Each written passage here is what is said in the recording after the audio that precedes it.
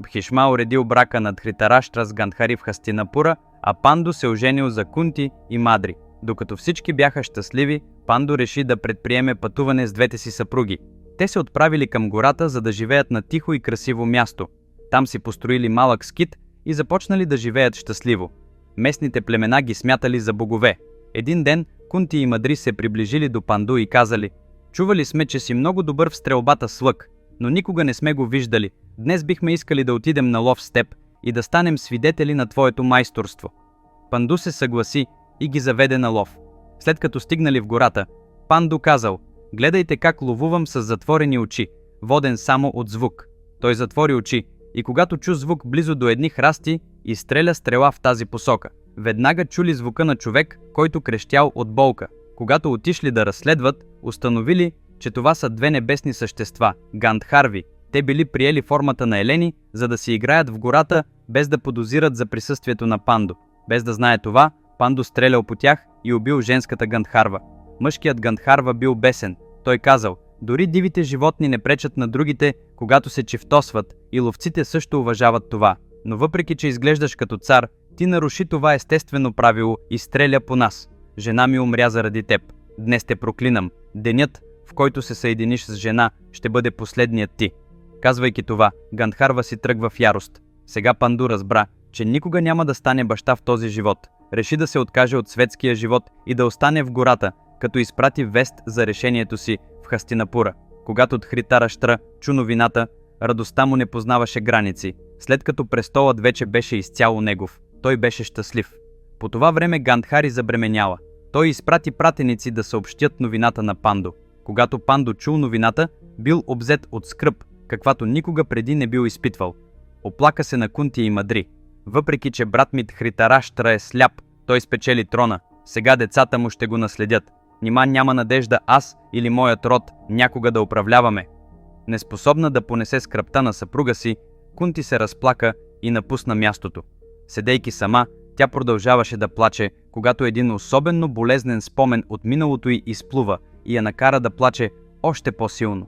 Събитието, което си спомнила, било от младостта й, когато велик мъдрец на име Дурваса посетил ашрама, в който тя живеела. Дурваса бил известен с това, че всявал огромен страх у всички, защото имал свиреп нрав. Най-малката грешка го карала да проклина хората, често без видима причина. В резултат на това никой не се осмелявал да му служи. Но Кунти с голяма смелост се заела да се грижи за него по време на престоя му в ашрама. Служила му с любов, като дъщеря на баща. Впечатлен от нейната преданост, Дурваса я дарил с благодеяние, преди да напусне ашрама. Той прошепнал в ухото й мощна мантра, като й обяснил, че мантрата може да се използва 5 пъти. Като я пеела и призовавала някое божество, то щяло да се появи пред нея и да стане нейно. Той си тръгна, оставяйки на Кунти тази необикновена мантра. По-късно същата мантра щяла да позволи на боговете да слязат на земята и да общуват с нея. Но в младежката си невинност Кунти не разбрала значението и силата на тази мантра.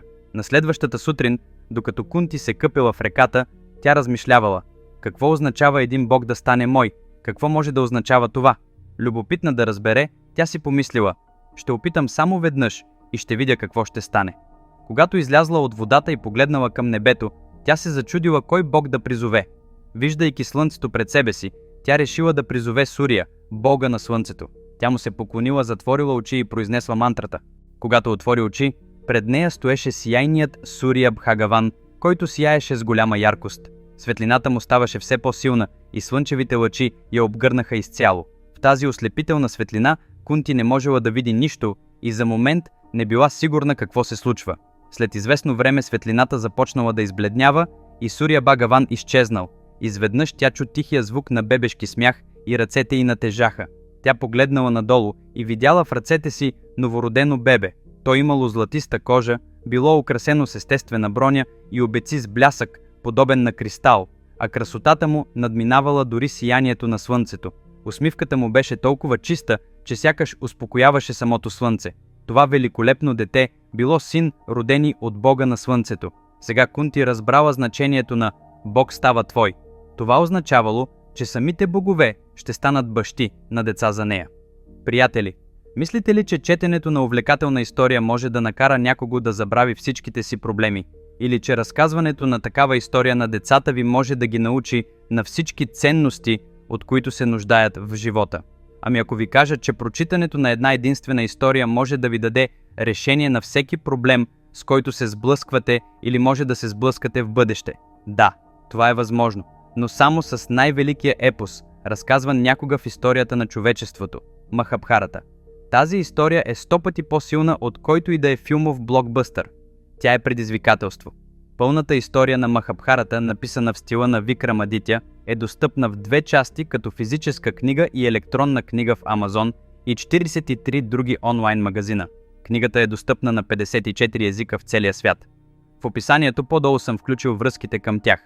Поръчайте я сега, защото това не е просто книга, а библиотека с мъдрост за вашия живот. След като видя усмивката на бебето, Кунти си помисли: никога в живота ми няма да има по-прекрасен и радостен ден от този. Тя се изпълни с радост, знаейки, че това е нейното собствено дете. Но в същия този ден животът й бил белязан и от незабравима тъга. Обществото не би приело тя да има дете, без да е омъжена, особено ако бащата не е до нея.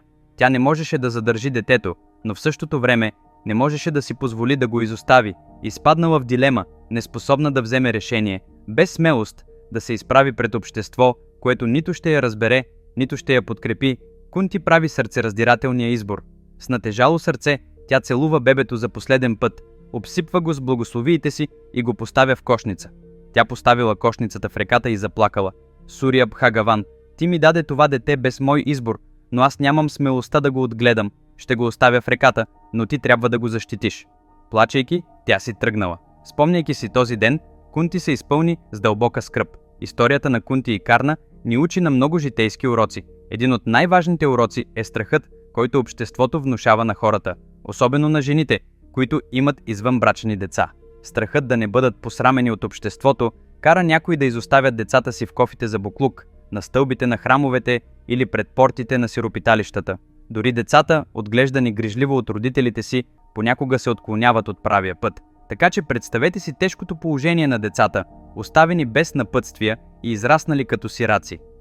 Много от тези изоставени деца, борещи се с глада и оцеляването, се обръщат към кражбите и престъпленията, превръщайки се в престъпници и престъпници, защото няма кой да ги научи какво е правилно и какво не. Децата, родени извън брака, често са изправени пред съсипано бъдеще, което от своя страна вреди на обществото. Поради тази причина системата в Индия се придържа твърдо към принципа, че сексът преди брака е погрешен. Обществото налага това правило, за да защити както отделния човек, така и общността като цяло. Карна, който е предопределен да стане цар, остава сирак и обществото го третира като изгнаник. Въпреки огромната му сила, храброст и праведност, животът му бил съсипан, защото нямал подходящи напътствия. Вярвайки, че тези, които го подкрепят, са истинските му приятели, той се съюзява с Дурьодхана и в крайна сметка погубва живота си. В Махабхарата не се споменава Карна някога да е бил истински щастлив, дори за няколко дни.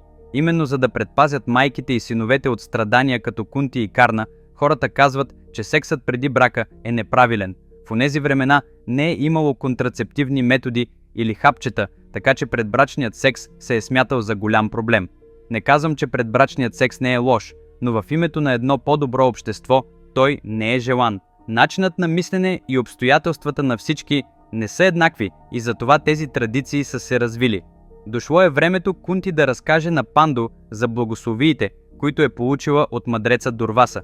Без да споменава Карна, тя се приближи до Панду и му разказа историята за благодеянието на Дурваса. Като чул това, Панду се зарадвал.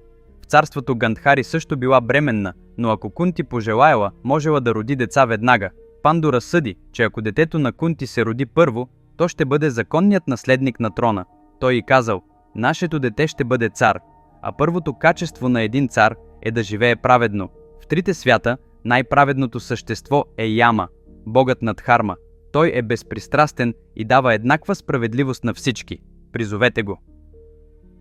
Същата вечер Кунти изпя мантрата и призова Яма Дхармараджа.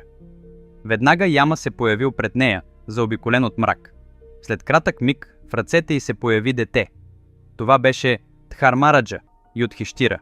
Панду с гордост изпратил съобщение до Хастинапура, в което съобщавал за раждането на нов наследник на династията Куру. Като чули новината, Гандхари и Дхритараштра били шокирани. Гандхари, която беше бременна преди Кунти, смяташе, че нейното дете би трябвало да е първородно и следователно законният цар. Преодоляна от разочарование, тя натиснала силно утробата си и започнала да ражда преждевременно. Но вместо да роди дете, тя родила солидна маса плът. Шокирана, Сатявати изпратила съобщение до Вяса. Когато Вяса пристигнал и измил плътното парче с вода от Ганга, то се разпаднало на 101 парчета. Вяса приготвил 101 гърнета, поставил всяко парче в гърне и казал на Гандхари: „Майко, ако раждането ти беше протекло както трябва, щеше да родиш син, силен колкото 100 мъже, взети заедно. Но сега тази сила е разделена на 101 части и от тези гърнета ще се родят 101 деца.“ С това той си тръгна. На третия ден небето изведнъж потъмня от облаци и се разрази гръмотевична буря. Морето зашумяло от огромни вълни, птиците излетели от гнездата си от страх, а чакалите завили застрашително. Бурята била толкова силна, че изглеждало, че катастрофата е неизбежна. Тъмнината обгърнала царството и хората се страхували, че ще ги сполети някакво голямо бедствие. В разгара на хаоса, едно от гърнетата се счупило и се чул плачът на новородено дете. Това дете бил Дурьодхана, който по-късно се превърнал в главния злодей в най-великия епос на всички времена – Махабхарата. Приятели, следващият епизод ще изведе съдържанието на съвсем ново ниво. Не го пропускайте. Ще се върнем по същото време следващата събота. Ако все още не сте го направили, поръчайте книгата Махабхарата, която написах. Линковете са в описанието по-долу. А ако все още не сте се абонирали за канала ми, направете го незабавно. До тогава се грижете за себе си. Довиждане!